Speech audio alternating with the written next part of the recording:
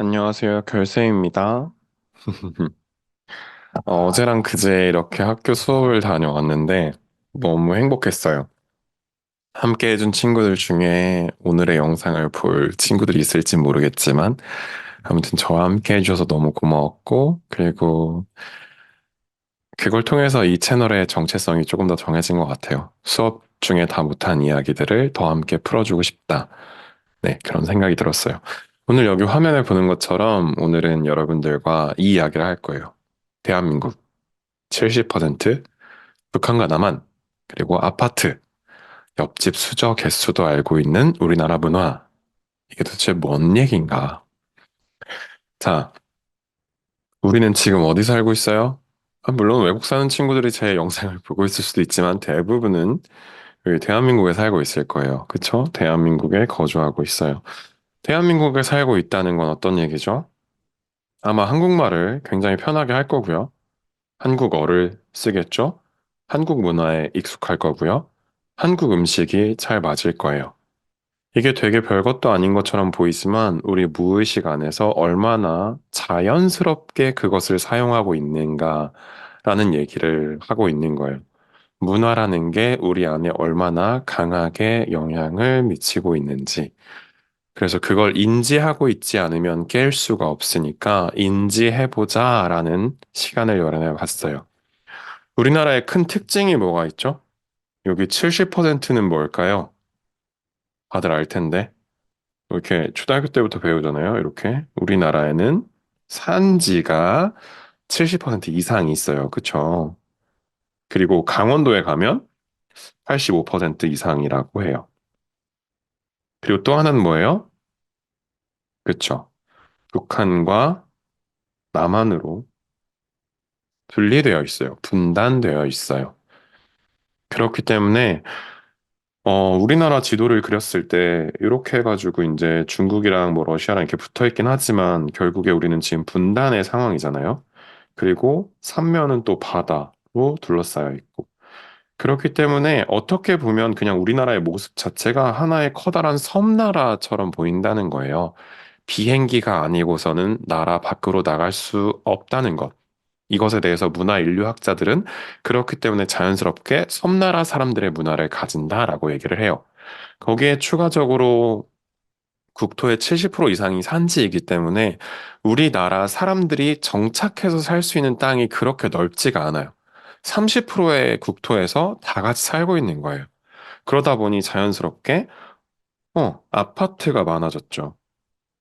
일단은 경제 개발이 빨리 이루어져야 했기 때문에 70년대부터 거의 90년대에 이르기까지 거의 60년대 말이죠. 이때부터 시작해서 일어났던 경제 개발로 인해서 어쩔 수 없이 서울이 급격하게 발달했고 서울에 많은 사람들이 모여 살아야 되는데 땅덩이가 그렇게 크지 않으니까 아파트를 세우기 시작한 거예요.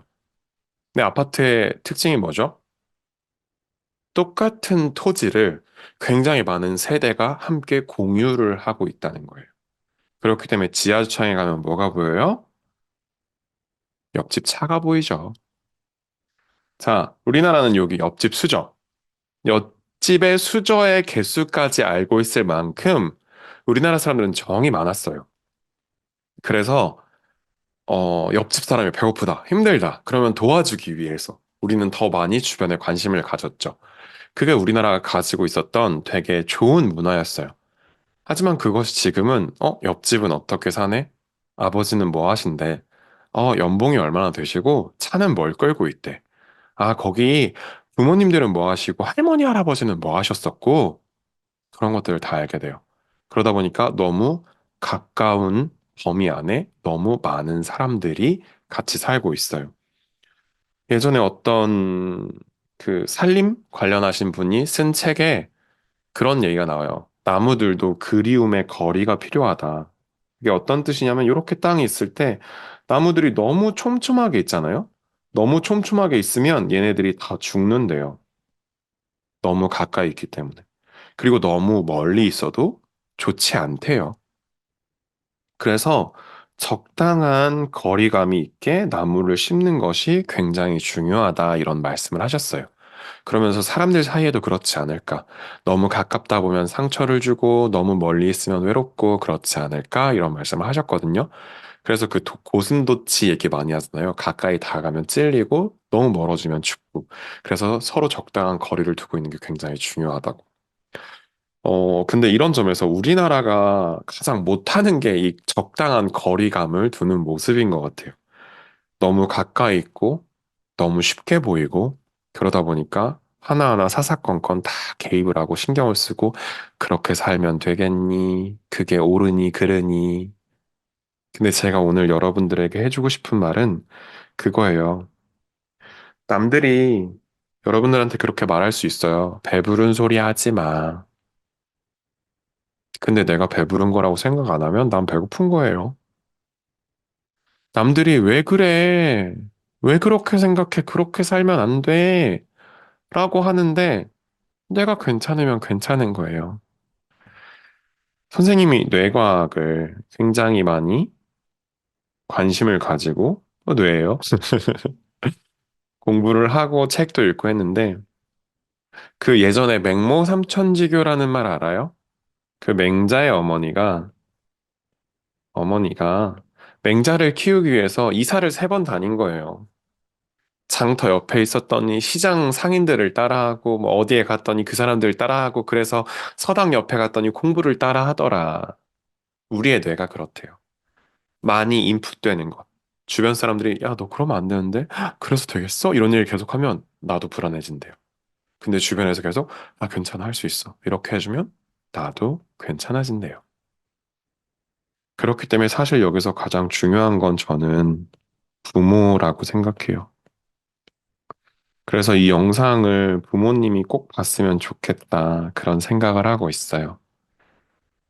지난번, 지난번이라기보단 예전 영상에서 부모와 우리의 차이점에 대해서 얘기한 적이 있어요. 우리는 앞으로 걸어가고 있고 부모님들은 돌아보면서 얘기해주고 있다. 부모님들은 빅데이터 전문가처럼 많은 경험들을 하셨기 때문에 더 확률적으로 높은 이야기를 해주실 수 있다. 하지만 그것이 항상 정답은 아니다. 그 이야기를 들어보고 여러분들 나름 생각을 해보고 그리고 나서 결정을 하고 선택을 해서 여러분들의 삶을 살면 된다는 거였어요. 돈만 따라가도 돼요. 저는 그렇게 얘기해요. 돈에 확실한 목적이 있다면. 근데 그 확실한 목적은 어떤? 나의 확실한 목적이 있다면. 근데 남들이 다 가야 된다니까 돈을 따라가는 것은 아니었으면 좋겠다는 거예요.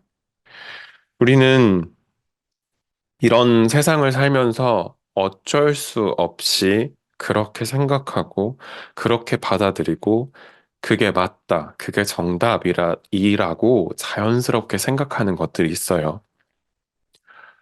하지만 그런 모든 것들에 한 번쯤은 물음을 가져봤으면 좋겠어요. 여러분들의 주관이, 여러분들의 생각이 그것에 동의를 한다면 그렇게 사시면 되고요. 그렇지 않다면 과감하게 내려놓으셨으면 좋겠어요. 저는 이것을 지금 제 나이에 돼서야 알았어요. 저는 1987년도에 태어났고요. 지금 38살, 만으로 36살이에요. 여러분들 저보다 한 20살 어린 분도 있고, 제 나이 절반도 안 되시는 분도 있고, 저랑 뭐 별로 차이 안 나시는 분도 계시겠죠? 저는 지금에라도 이걸 알았다는 게 너무 감사하고 다행이라고 생각해요. 그래서 힘들지만 내가 듣기 어려운 이야기는 그만해줬으면 좋겠어. 나는 이걸 받아들일 마음의 여유가 없어. 라고 얘기해요. 예전에는 그게 되게 무례하다고 생각을 했었는데, 그렇지 않으면 제가 저를 지킬 수 없겠더라고요. 상대방이 나를 사랑해서 관심 갖고, 걱정해서 하는 얘기인데 어떻게 안 들어요? 맞죠? 근데 그런 반대로 그 얘기 듣기 힘들어하는 나라는 사람도 있잖아요. 그러면 그런 나는 누가 봐줄 거예요? 저는 그런 저를 이제서야 봐주기 시작했어요. 여러분들도 여러분들 자신을 여러분들이 스스로 바라봐 줄 수 있었으면 좋겠어요. 다들 아시겠지만 저는 많이 아파요. 몸이 굉장히 좋지 않아요. 건강하지 않습니다. 매일매일 고통에 시달리고 오늘도 오전 내내 너무 힘들었고 오후에야 간신히 체육센터 가서 사우나 하면서 스트레칭 좀 하고 몸을 좀 풀었더니 조금은 덜 아파요. 근데 제가 아무리 너무너무 아파요라고 말해도 여러분들은 저 선생님이 어떻게 아픈 거지? 뭐 아프다는 건 이런 걸까? 저런 걸까? 알 수가 없어요. 제가 아니기 때문에. 여러분들의 고민이, 여러분들의 생각이 얼마나 깊고 무겁고 힘겨운지 여러분들밖에 몰라요. 저는 여러분들과 같이 고민해보고 생각해보고 얘기해보고 싶긴 한데 저도 그걸 100% 이해하고 100% 좋은 답변을 줄 수는 없어요. 왜냐면 여러분들과 저는 다른 사람이니까요. 저의 이야기를 여러분들 방식대로 이해를 해보고 궁금한 게 있으면 또 질문을 해보시고 그걸 통해서 제 생각이 옳지 않았다면 나는 그렇게 생각했는데 이게 아니었나 봐요. 저도 한번 다시 생각해 볼게요. 이렇게 얘기하고 싶어요. 그래서 우리가 서로 이 길을 가는 데 있어서 함께 노력해서 각자가 행복한 곳에 도착했으면 좋겠어요. 그곳은 아마 여기 그려놓은 것처럼 적당히 거리를 두고 있는 공간이 아닐까라는 생각이 들어요. 조금은 멀리 있는 것 같지만 그렇기 때문에 스스로를 보호할 수 있고 어느 정도는 가까운 것 같아서 온기는 나눌 수 있는 그런 거예요. 여러분들이 여러분들을 믿어주고 여러분들이 여러분들의 생각을 들어주고 여러분들이 여러분들의 마음을 읽어주지 않으면 그 누구도 그것을 있는 그대로 알아듣고 눈치채고 무언가 적당한 것을 해줄 수 없어요. 그러니까 여러분들이 스스로 여러분 자신을 더 많이 아끼고 사랑하고 돌봐주셨으면 좋겠어요. 그렇게 하면서 좋게 체험했던 것들도 하나하나 나눌 테니까 앞으로 또 좋은 얘기들로 같이 만나요. 오늘도 정말 고생 많았어요. 다음에 또 만나요. 안녕.